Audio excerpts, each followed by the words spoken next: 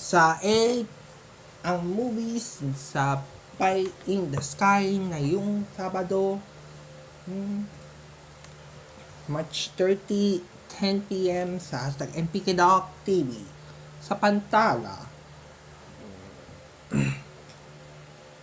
ang kasama ng pelikula, ang movies ng kanya na paglilidlad.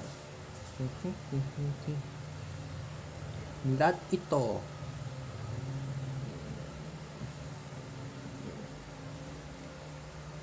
malahasban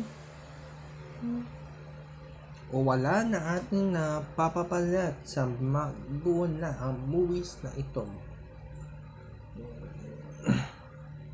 Bagaman at hindi kinakapit sa isa na dito ang panyan ang mga pagbabago, tuluyan na hindi pinabago,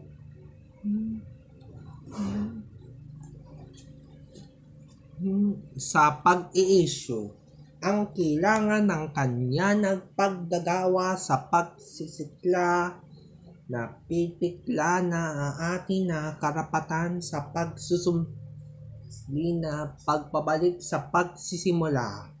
Kaya mapapanood ang movies ng Pie in the Sky na yung Sabado, March 30, 10 p.m. sa hashtag MPK.TV.